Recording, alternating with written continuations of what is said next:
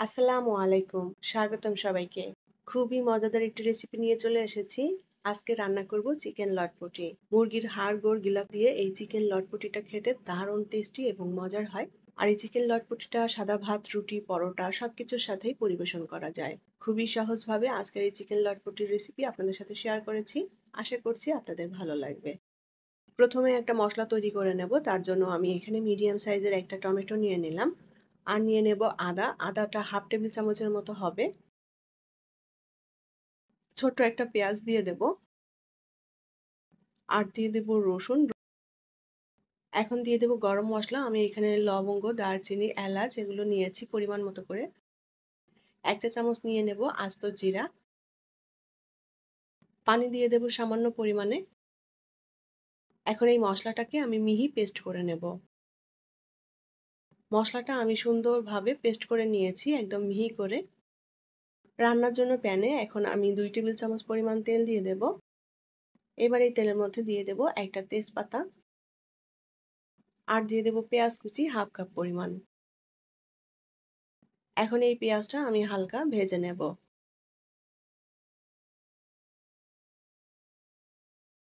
পেঁয়াজটা আমি হালকা ভেজে নিয়েছি, খুব বেশি লাল করিনি।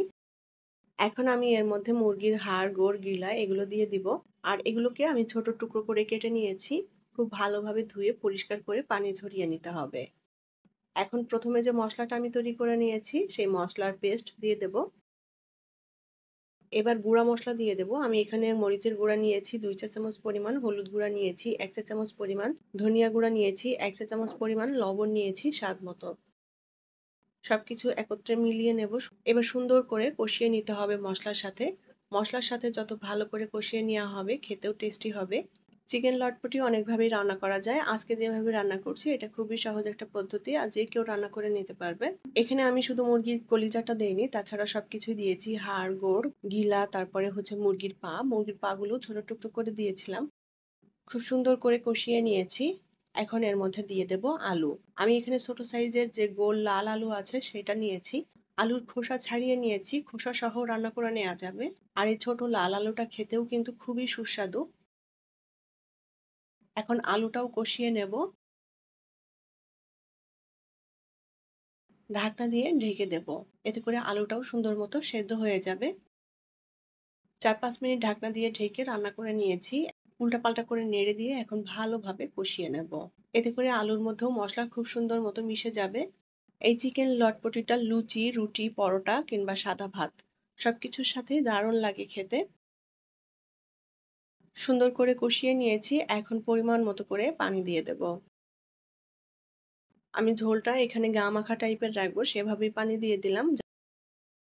ঢাকনা দিয়ে ঢেকে দেব। ৬-৭ মিনিট ঢেকে দিয়ে রান্না করে নিয়েছি। ঝোলটা আমি আরো সামান্য একটু টানিয়ে নেব। আলুগুলো সুন্দর মতো সেদ্ধ হয়ে গিয়েছে। এখন এর মধ্যে দিয়ে দেব গরম মসলার গুঁড়া হাফ চা চামচ পরিমাণে।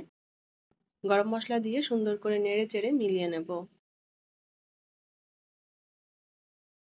ঢাকনা দিয়ে ঢেকে অল্প আঁচে চুলার উপর কিছুক্ষণ বসিয়ে রাখবো।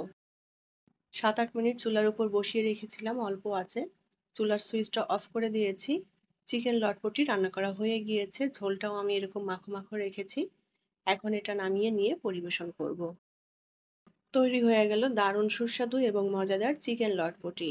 এই চিকেন লটপটিটা লুচি, রুটি, পরোটা, সাদা ভাত সবকিছুর সাথেই দারুণ লাগে খেতে। খুবই সহজভাবে আজকের এই চিকেন লটপটি রান্না আপনাদের সাথে শেয়ার করেছি। আশা করছি ভালো লেগেছে।